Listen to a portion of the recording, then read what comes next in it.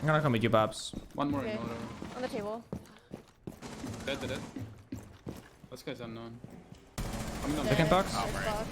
box. Second box. Enough. Oh! easy. Ooh. I shut his style, dude. What the? While being stream snake. Want the new Heartbreed gadget balance the roof hatches being reinforced? No. No. I choose to rank him now. See if the rank games work. I don't think the new secondary Heartbreach is really a relevant discussion for the roof hatch suggestion. Because one, you need to sacrifice something to get them. Like, I think Finka has them. So you gotta pick an operator like Finka, and then you gotta pick not frag grenades. Which means that you need to pick, like, you might as well just pick Thermite or Hibana at that point, right? Hibana can get 3 hatches. Thermite can get 2. You don't really have any reasoning ever to pick Finka instead of Thermite or Hibana. Because it's not like you're gonna get the frag grenades anyway. Right? It doesn't really make a difference. I don't think the secondary gadget is gonna be that relevant in the game. I understand why they did it. Like, you can play Thermite plus this, and you can get like 2 walls and a hatch, for example, or whatever. But I don't necessarily think that the Heartbreach charge will make a huge impact. I don't think so. On maps like Coastline, maybe, you can like play non-Hibana and you can still breach the wall. I mean, Ace, the thing is, Ace does the same thing, right? Let's say Ace is spent, Hibana is spent. Well, then you gotta play the Heartbreach charge, for example. But again, you could just play Thermite. Like, it doesn't really matter. It's not unique to the situation. Because we have 4 Heartbreaches in the game now. Right? We have 4. We have Ace, Maverick, Hibana, Thermite. And now we have the secondary gadget. You're not really gonna be better off picking the secondary gadget except for, like, ever. I think Muncie has it too, but then it's like you're sacrificing smoke grenades for Muncie to get aha. Again, it's a crouch hole. It's not even like you can walk through it. It's either a vault hole or a crouch hole. So it's not even like Muncie can abuse this extension shield to enter. Like, it doesn't really. I don't know. I don't personally see this being very good. I don't see this being very commonly used, personally. I don't think it's bad that it's in the game, because I don't think it will break the game by any means. If anything, you just have less utility. You know, you have less flashbangs, less frag grenades, less smoke grenades. I think the only operator that actually has it where it's like really good is Capital, because Capital lost flashbangs. Yeah. But for Capital, like, that's a buff to him. Oh, it's a nerf and a buff, right? They took away his flash grenades or flashbangs, but he got the new heart breaching utility. So, and he still counts as Y. So, if anything, Capital is now like a full-on support.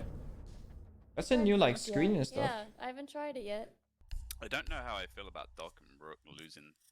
Yeah, Rook's having still got different it, right? scopes. Yeah. Yeah, so one has a 1.5, one has a 2.0. So none of them have ACOG, because ACOG is 2.5. So it's kind of weird in that regard. Well, it's just an extra little balancing thing, right? But Yeah, I mean, I think it's good for the reason that, like, balancing. I would have still liked Doc to have it 2 times and then Rook to Hello, have my it 2.5. friend. How you doing? Oh my You can god. be- Oh no. It's just, I think it's gonna be even more challenging to argue as to why certain. I think castle posts, it makes sense for castles to have a better gun, like better scope, right? That one is easy. But the Doc and Rook one is, I've always been 50-50 to me. It's like, do you want to take less damage, not get injured, or do you want to be able to heal people or yourself? Yeah. It's not so much about the value of the gadget. That's why I'm saying like Doc should have it 2 times and then Rook should have the 2.5. Yeah, if anything, yeah. Yeah. I agree with that. Speaking of Rook, Shas, put down the goddamn hammer, man. What are you doing? You gotta give him the shot. He's just running around. Thank you, Steiner. I mean, you should know, Shas. You gotta put them on the table. That's how you gotta put the Rook hammer. Yeah. It's like a secret, like a vow that you swear when you pick Rook. Oh man, I'm still not awake right now. Dude, it took me a few hours this morning as well. Snoozed at 9, snoozed at 10, late in bed till 11:30. Yeah, that's the point. Pega. People don't not reinforce because it takes too long though. They don't reinforce because they're trash and don't care about winning. That's not true though. I don't reinforce. I care about winning. That's the reason why I play the game. I don't reinforce ever in ranked, and I'm champion on like 2 accounts basically. And I never reinforce. I reinforce only when I'm in a good mood, or if it's OT, or if it's like a map and my people are like, oh, I reinforce.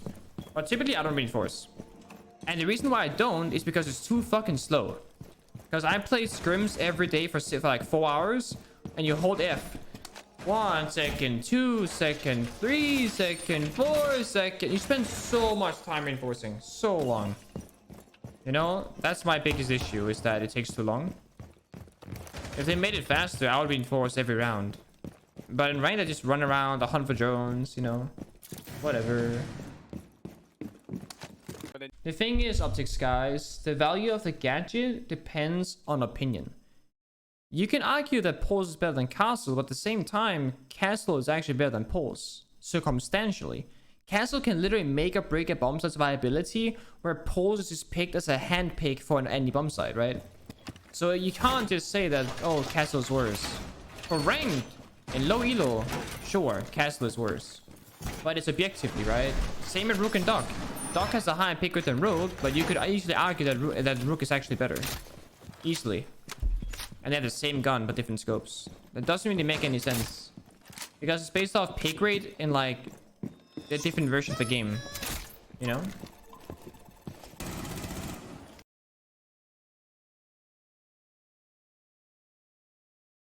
Sonax says it's placebo? Yeah, but how do you not hear things?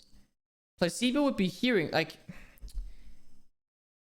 if I'm playing the game for like $20,000 at this point, or like $15,000 plus, and I'm running on the live build, unable to hear C4 rips, rabble sounds, people sprinting next to me, like if I cannot hear them and my chat can't hear them either, and then I play test server and I hear all of these things, how is that placebo? Am I imagining things that just happen to be true every single time? Am I deaf when I play live build, even though they actually happen? I don't hear, like, it doesn't make, it's not placebo. I literally hear stuff now, where on live build, I don't hear fuck all. Like yesterday in Pro League against BDS, the fucking Sledge silent dropped the hatch. Twice. I'm looking at him dropping silently. How is that placebo? Like, and I hear it on test server. You know?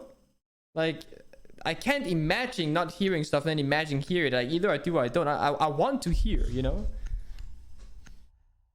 That's actually trolling me. We all know that CT's sound engine is a fucking mess. And I'm not surprised if the developers said they didn't change anything, but it is acting differently. Because I hear stuff that I should never hear. Like last round on Chalet, second last round, sorry, I heard the fucking ace outside the fireplace door running in spawn. I heard him running on snow. Then he punched the door. I pre-fired the door. I hit him. Right? I can't hear that on live build. I literally can't hear anything on live build. Thank you, Major Talbot.